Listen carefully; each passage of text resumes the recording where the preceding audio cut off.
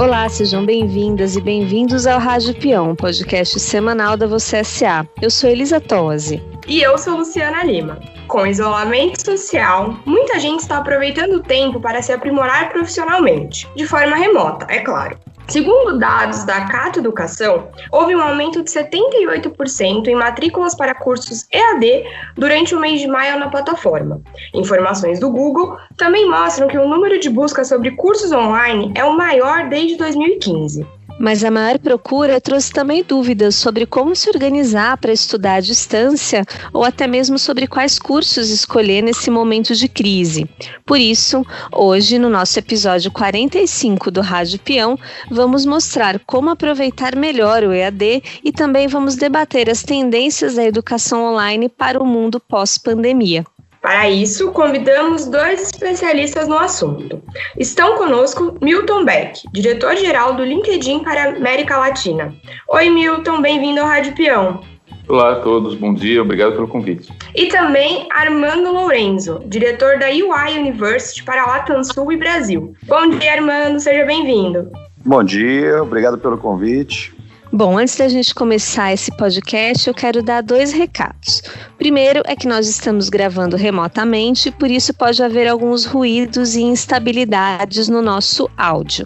E se você gosta do Rádio Peão e do conteúdo da Você S.A., assine a revista por R$ 12,90 por mês. É só acessar assineabril.com.br/vocêsa.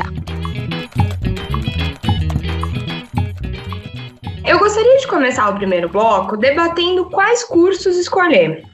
Isso porque, se por um lado aumentou a procura pelas aulas online, né, a demanda por pessoas fazendo cursos EAD, por outro, a oferta de cursos à distância também disparou. Nesse mundo de opções, quais critérios usar para definir um que faça sentido profissionalmente, principalmente nesse momento de crise? Eu acho que a escolha depende muito do ambiente que a pessoa está vivendo, a posição de carreira, etc. Quer dizer, alguns estão pensando em se recolocar no mercado, outros estão pensando em reatualizar conhecimento. Então, eu acho que depende sempre do momento de carreira da pessoa. Agora, eu vejo um ponto-chave nessa curadoria, você identificar bem a competência que você vai desenvolver. Porque, às vezes, quando você vai escolher um curso, a principal preocupação muitas vezes fica no tema tal, ou no título do curso, e a pessoa não identifica bem o tipo de competência que vai ser desenvolvida. Ou seja, é bom ler, olhar qual é o objetivo do curso, onde que, na realidade, a gente vai se desenvolver. Esse é um ponto-chave. E também as avaliações, né, que você vê das pessoas nos cursos online. Eu acho que esses são pontos-chave que a gente vê na escolha de cursos. Sem dúvida, eu posso complementar o que o Armando está falando, que o que eu vejo muito que está acontecendo no LinkedIn, que muitas pessoas estão desempregadas ou estão se preparando para voltar ao mercado de trabalho, já estando empregadas, mas elas têm esse receio do que elas vão enfrentar na volta, né? Então, o LinkedIn hoje, na nossa plataforma, nós temos mais de 15 mil cursos disponíveis, dos quais 275 deles em português. E o que é interessante é que a gente tem trilhas específicas para as pessoas que estão nesse momento difícil enfrentando a pandemia. Então, por exemplo, a gente tem uma trilha de cursos que se chama Como Superar Desafios e Se Reinventar em Tempos Difíceis, que trazem orientações para o usuário em como interagir com gestores e contratantes nesse momento. Então, assim, depende. A gente tem visto um aumento grande no número de pessoas fazendo cursos do que a gente chama soft skills, que são habilidades comportamentais, habilidades na interação com outras pessoas, porque é um momento bastante difícil, as pessoas vão ter que desenvolver habilidades que elas não tinham antes, né? Habilidades de persuasão, de colaboração, habilidade de se adaptar a um novo momento. Então, quando a gente fala em cursos, a primeira coisa que vem na cabeça é aprender Excel, aprender uma linguagem de programação, aprender um software, aprender uma habilidade nova daquelas que a gente possa usar imediatamente como uma habilidade que a gente chama de hard skill, né? Mas muito importante lembrar que as habilidades de comportamento também estão sendo muito desenvolvidas nesse momento. É bem lembrado, porque tem uma coisa interessante na carreira das pessoas.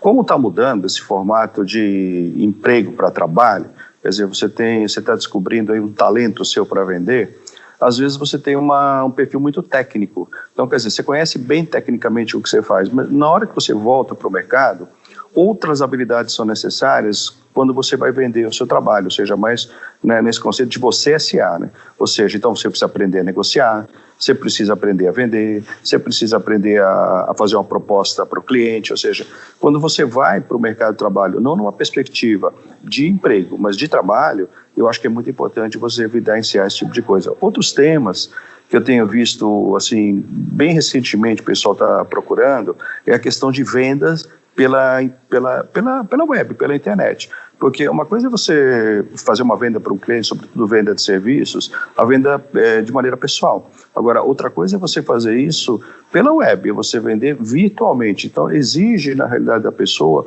um outro tipo de competência e de conhecimento. Esse é um ponto.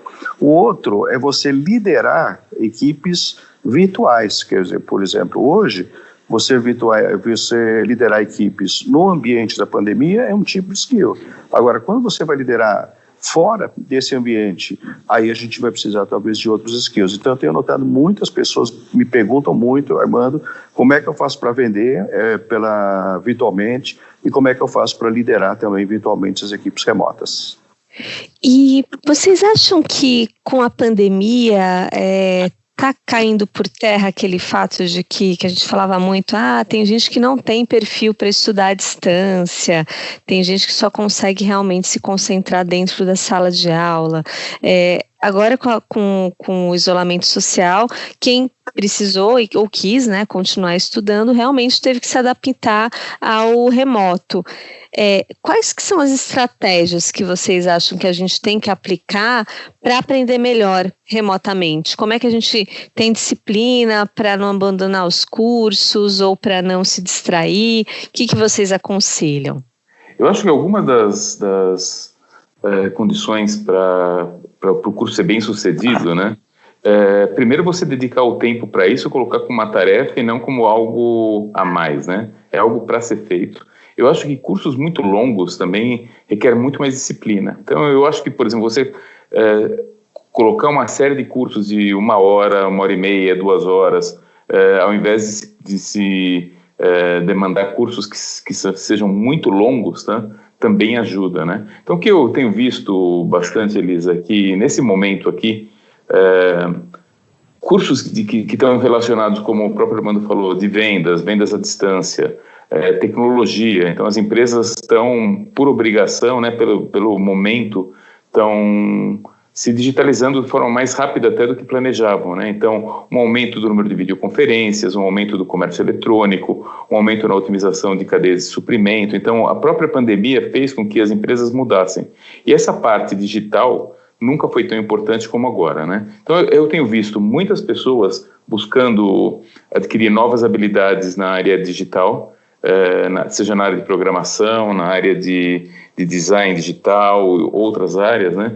Mas quando os cursos são muito longos, requer um nível de disciplina que muita gente não tem, né?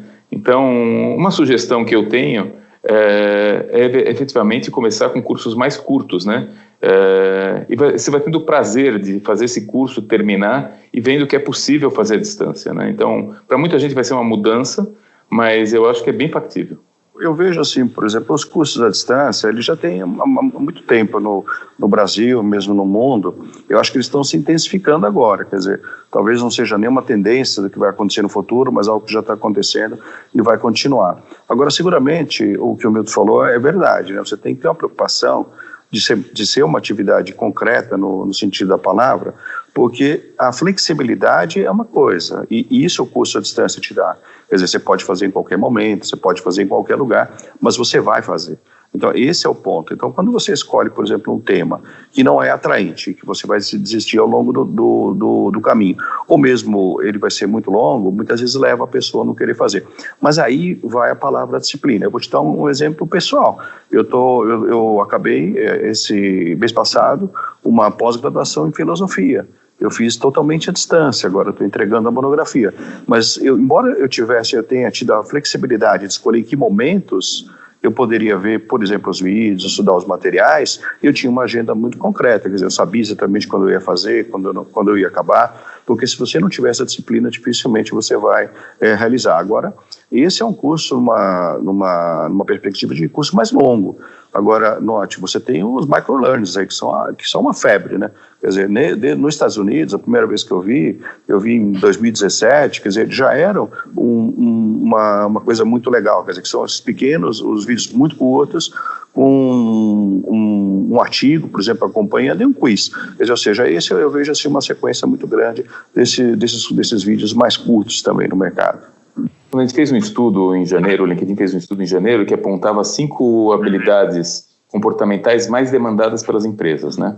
E essas habilidades eram criatividade, persuasão, colaboração, inteligência emocional e a 5ª, adaptabilidade, né? Então, assim, quando a gente fala em, por exemplo, mudar um pouco o perfil de pessoas que estavam acostumados com cursos presenciais e passar para cursos online, requer uma adaptação, um novo modelo, né? E essa adaptação, por isso que se fala tanto nessa habilidade de adaptação, porque a gente vai ter que se adaptar a muitas coisas, né?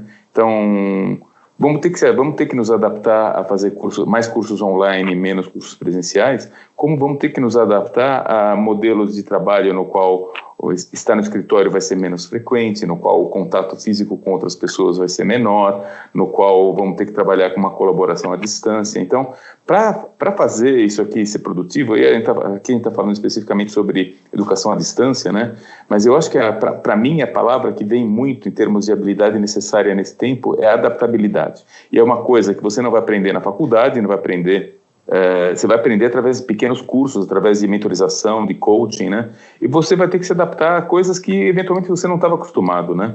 Então, a pessoa falar, eu não me adapto a cursos online, eu acho que vai ser uma frase que vai ter pouca repercussão e não vai trazer nenhum benefício para ela, porque ela vai ter que se adaptar a isso e a muitas outras coisas, né? Eu vejo, por exemplo, Milton, essa questão da adaptabilidade.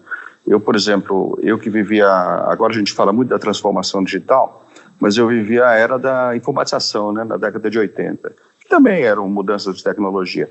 Acho que a grande mudança de lá para cá é a velocidade e, claro, que os tipos de tecnologia. Por isso que eu vejo que dentro dessa velocidade, quer dizer, para um mundo que a gente não sabe como vai ser, a gente não sabe como vai ser depois da pandemia, muito menos em 2021. Então, eu acho que assim, tem 2 competências que eu vejo como chave. Uma delas é essa, a adaptabilidade. E que é interessante, né? Muitas vezes a gente faz uma relação assim que as pessoas mais sêniores têm mais dificuldade com a adaptabilidade e eu não vejo como uma verdade absoluta. Por exemplo, eu sou professor, eu parei até de dar aula na graduação, dou aula só no MBA, mas parei de dar aula na graduação em 2018 e era interessante, toda vez que eu ia dar aula, era quinta-feira à noite, os alunos estavam sentados no mesmo lugar. Quer dizer, ou seja, os alunos não mudavam nem de lugar e alunos novos, né, de 18 a 24 anos. Então você veja que para você ter essa adaptabilidade é uma questão de mindset, quer dizer, você precisa mudar mesmo a cabeça e enxergar de outra forma. Uma outra competência que eu vejo para o momento de hoje também é essa capacidade que a gente tem de aprendizado ágil e contínuo.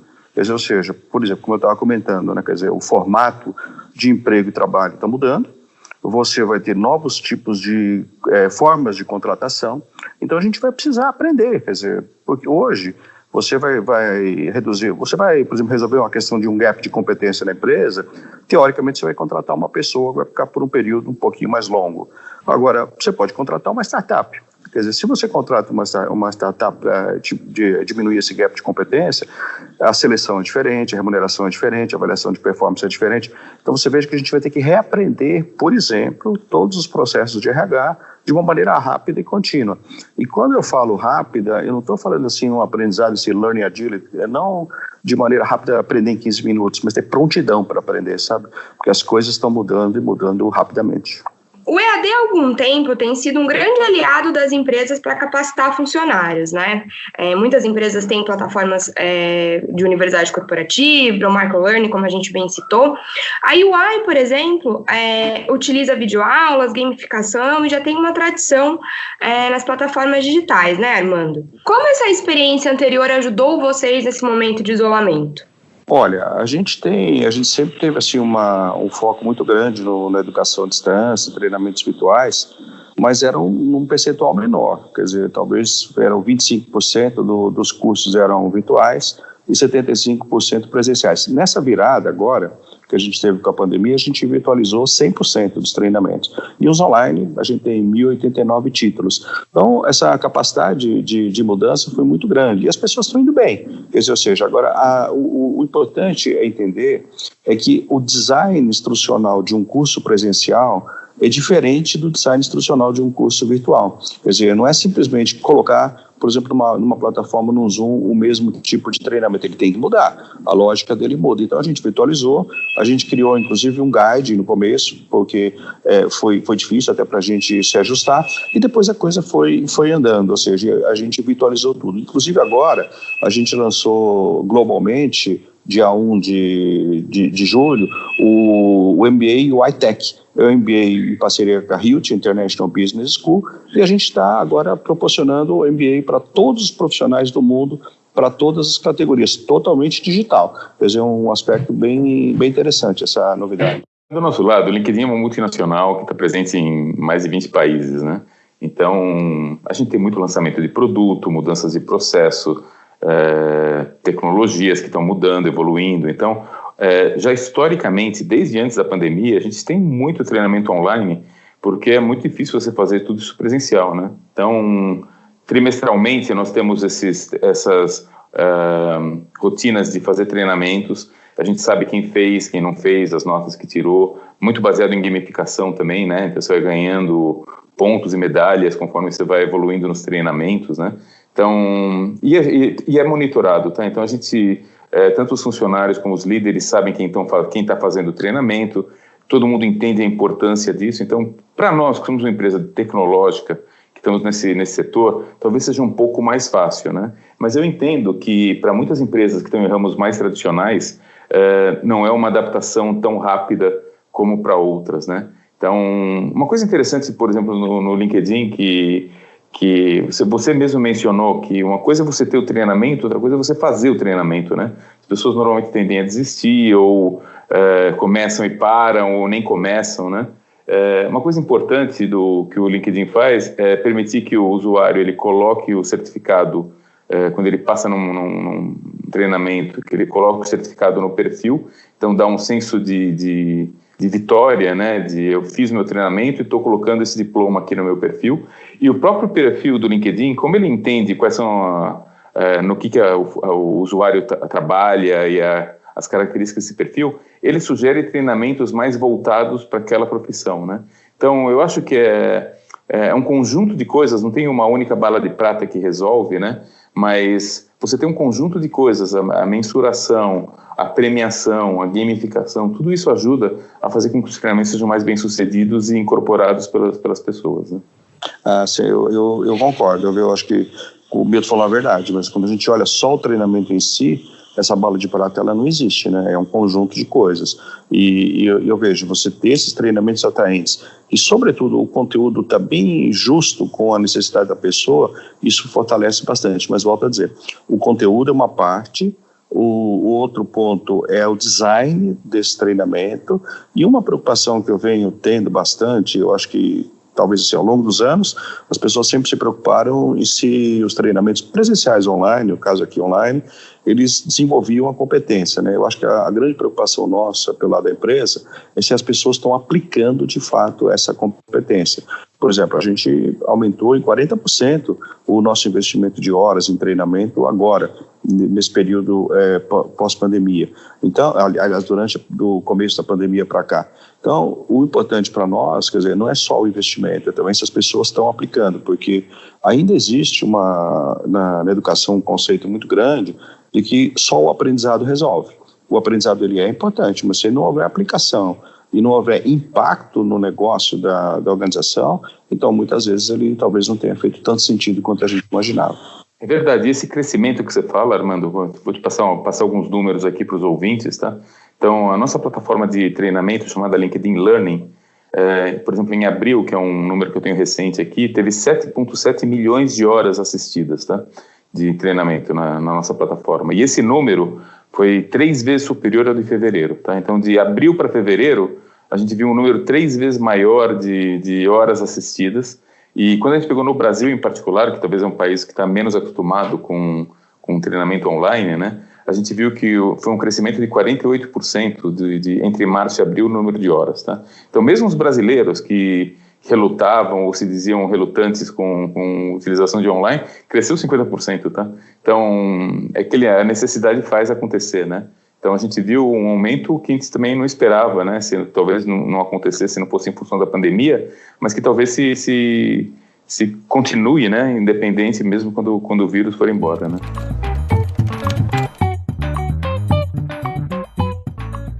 Bom, nesse segundo bloco eu quero trazer uma pesquisa feita pelo LinkedIn, que ouviu mais de 2.000 profissionais brasileiros, e a pesquisa descobriu que 70% dos profissionais costumam buscar aprendizado e reciclagem quando eles querem crescer na carreira ou mudar de trabalho.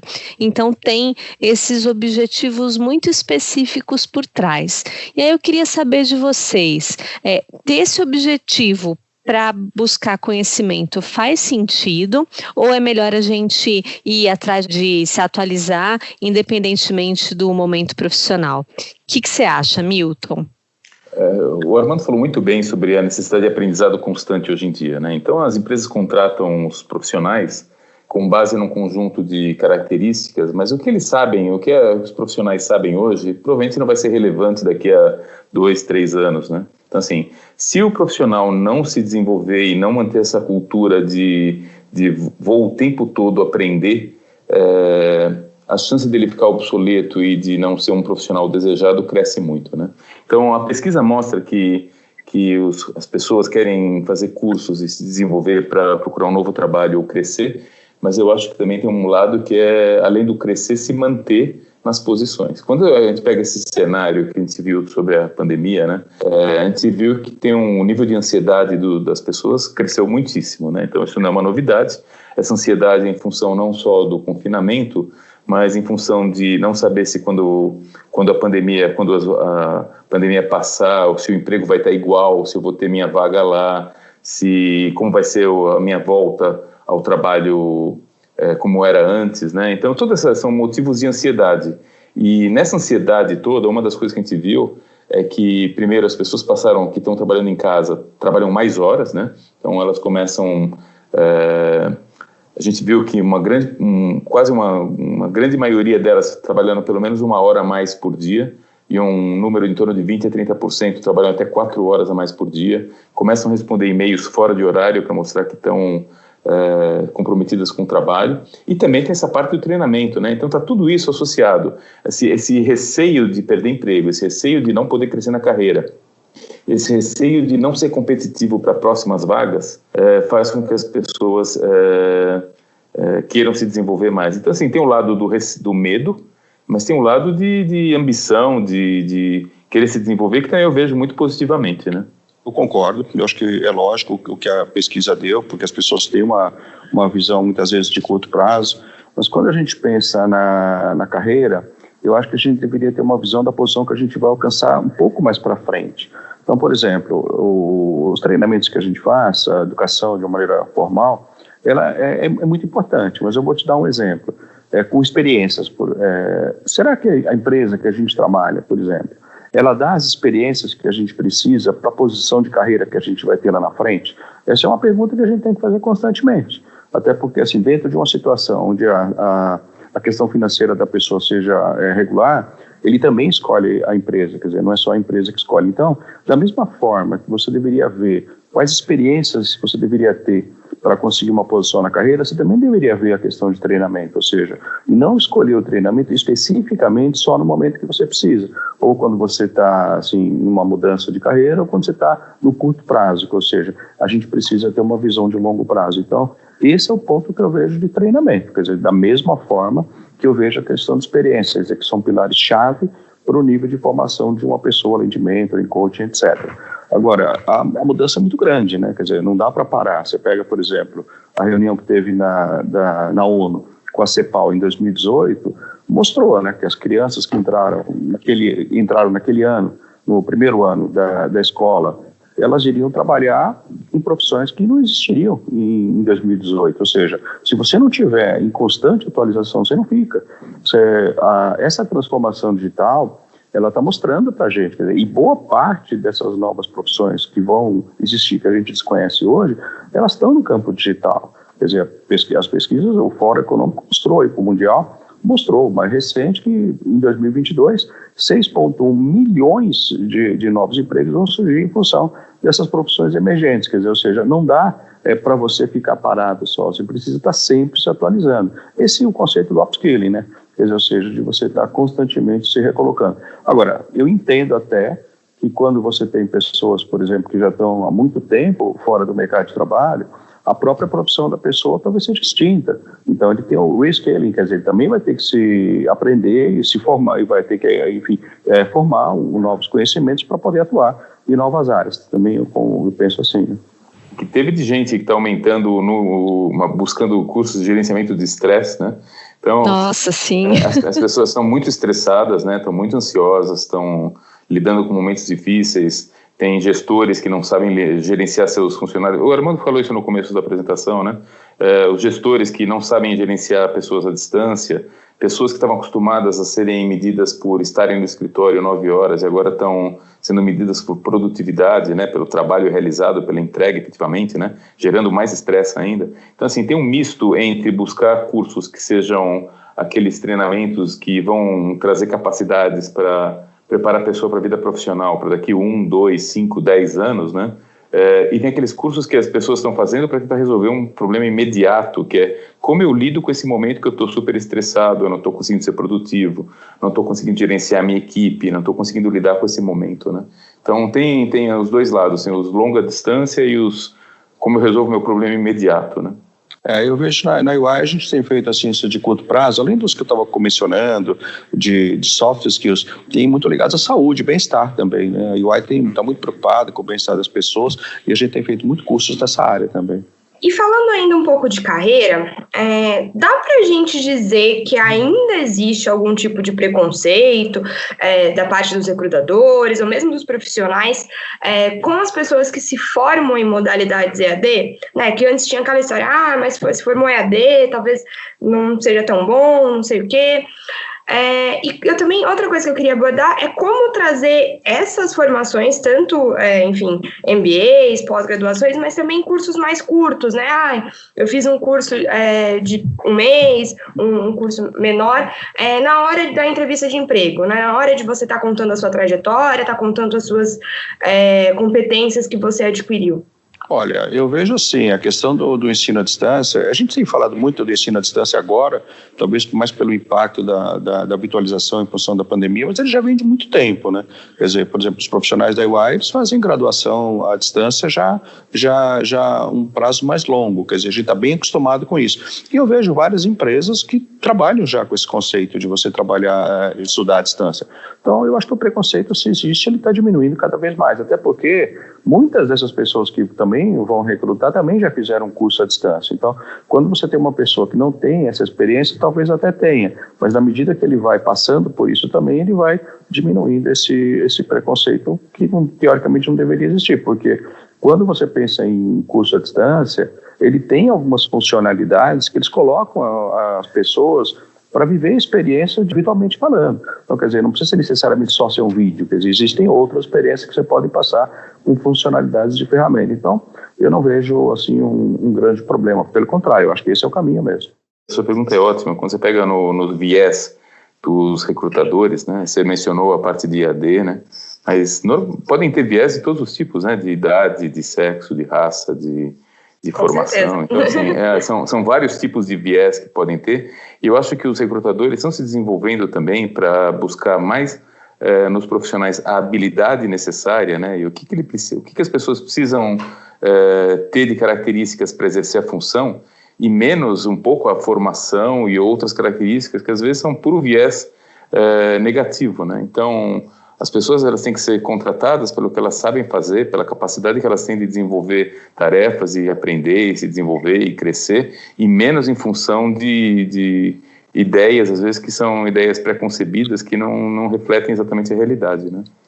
Só para a gente encerrar aqui o programa, eu queria que vocês pontuassem quais que vocês acham que vão ser as lições que o ensino à distância, a educação à distância vai ter depois desse período em que todo mundo foi obrigado, né, a estudar mais desse jeito. Olha, eu vejo, assim, esse período pós-pandemia, uma coisa que eu estou vendo, assim, boa parte das empresas que faz treinamento presencial vai diminuir. Então, acho que a primeira lição, que penso eu, é que a gente vai perceber que os treinamentos presenciais, eles vão ser mais para experiências de alto impacto. Quer dizer, eu acho que esse é um ponto-chave que a gente vai ter que ter.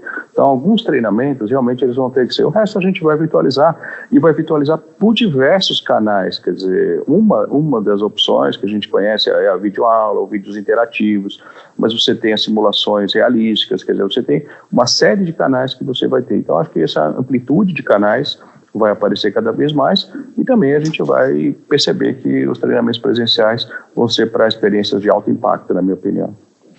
Eu concordo, eu acho que tudo converge para os MEI, para as medianas, né? Então, quando a gente pensava em que as empresas tinham muita reticência com o home office, né?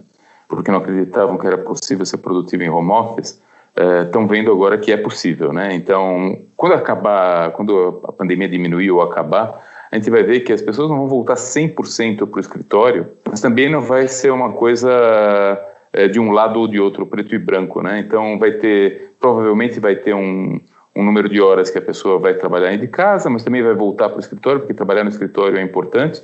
E eu acho que a parte de educação à distância, a gente vai seguir uma linha parecida, né?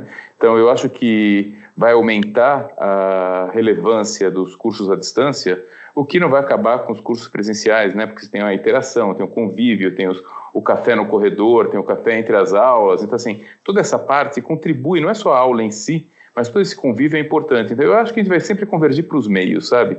Né? Nem para o home office, nem 100% home office, nem 100% trabalhar no emprego lá, no emprego tradicional, no local físico, né? E eu acho que é a mesma coisa para os cursos à distância. As pessoas vão entender que isso aqui funciona bem, tem muita praticidade, te evita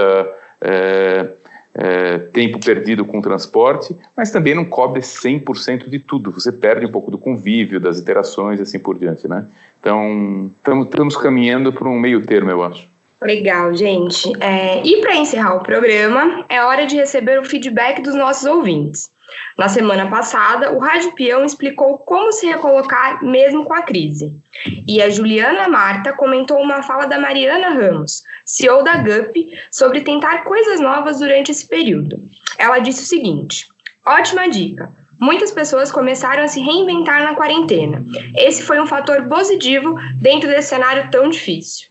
Bom, com o nosso feedback lido, eu encerro mais um Rádio Peão e eu agradeço ao Milton. Milton, foi um prazer tê-lo conosco, foi ótima as suas colocações. Que bom, obrigado pelo convite e contem sempre comigo quando precisarem, tá bom? Foi um prazer. Ótimo. E eu também agradeço ao Armando. Armando, obrigada pela presença aqui no Rádio Peão. Muito obrigado, Elisa e Luciana também. Legal, esse podcast teve produção de Elisa Tosi e Luciana Lima, a edição sonora é do Rafael Bertazzi e a trilha é do Chico Labels. Mande seus comentários pra gente nas redes sociais ou no e-mail podcast@vocesa.com.br.